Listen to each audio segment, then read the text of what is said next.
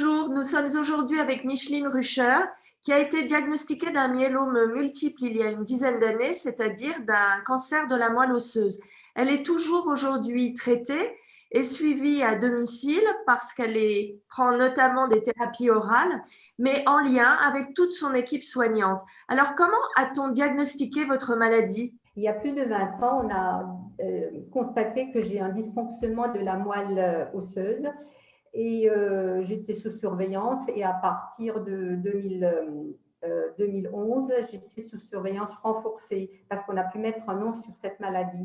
J'ai commencé mon premier traitement en 2016 par un essai clinique et j'ai effectivement, avec un traitement assez lourd, avec une première autogreffe, après une rechute, une deuxième autogreffe. Et depuis décembre 2020, j'ai un nouveau traitement qui est par perfusion et par voie orale. Comment êtes-vous suivi par vos soignants à la maison? Est-ce que vous êtes tout le temps à l'hôpital? Vous êtes beaucoup chez vous? Beaucoup à la maison, hein. Je fais juste des allers-retours en rendez-vous avec mon hémato et quand je vais pour les perfs. La chimio par voie orale, je la prends tous les soirs sur 21 jours et puis une semaine de répit. Comment est-ce que vous avez connu Aquadome? Mon hémato a commencé mon traitement en décembre 2020. Elle m'a tout de suite parlé de cette plateforme Aquadome et j'étais partante pour effectivement être suivie par un infirmier et elle m'a dit au revoir le jour même.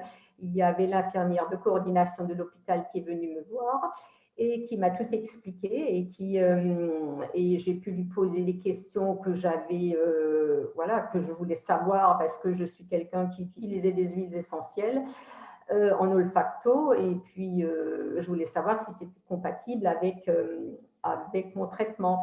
Le pharmacien m'a répondu le jour d'après et puis effectivement, voilà, il m'a conseillé certaines choses et puis aussi pour les médicaments qui étaient en place, comment je devais les prendre. Cela m'a beaucoup aidé et puis effectivement, toutes les données sont transmises après à l'hématologue, le pharmacien, le médecin traitant et puis à l'infirmier qui est venu, qui est en place, qui venait au début une fois par mois pour vérifier, pour savoir les douleurs, la température, le rythme cardiaque, voilà, il faisait un suivi et puis il transmettait tout ça à Aquadome. Recommanderiez-vous cette plateforme, donc Aquadome, aux patients atteints de myélome multiple? Ah oui, hein, tout à fait, parce que c'est vraiment rassurant. S'il y a le moindre doute sur quelque chose, voilà, c'est l'infirmier qui effectivement qui transmet ce qui se passe et puis ils sont au courant, ils peuvent réagir très rapidement. J'ai de la chance d'avoir un hémato qui est toujours dispo et qui est toujours à l'écoute de ses patients. Et je sais qu'elle est très occupée et moi, ça me rassure pour ne pas tout le temps, voilà, pour ne pas tout le temps la déranger. C'est vraiment un plus de participer à sur cette plateforme. Quel conseil donneriez-vous à une personne qui vient d'être diagnostiquée d'un myélome multiple? De rejoindre une association. Nous, on a de la chance d'être bien, disons, voir avec AF3M sur le Grand Est, sur Strasbourg ou Colmar. C'est vraiment quelque chose de bien. Qui effectivement, parce qu'ils proposent beaucoup de choses, hein, ils avaient le MOOC, ils avaient des visioconférences, ils ont la journée du myélome. Il y a beaucoup de, effectivement, vous avez un bulletin disons, voire mensuel ou trimestriel, mais effectivement, il n'y a que des avantages, hein. Et vous, personnellement, est-ce qu'il y a quelque chose qui vous a aidé à vivre pendant ces 20 années de maladie, qui vous a aidé à vous sentir bien, mieux?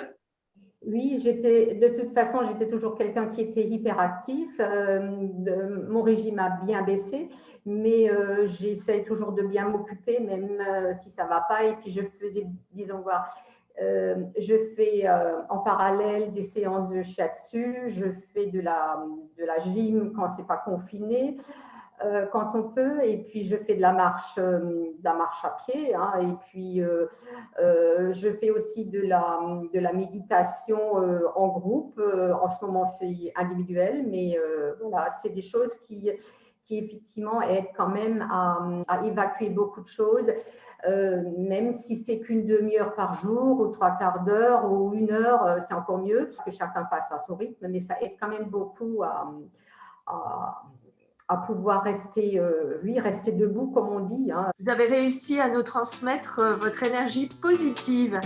Même malade, c'est important de se faire du bien. Merci beaucoup, Micheline Rucher, de nous avoir accordé cet entretien. Merci à vous.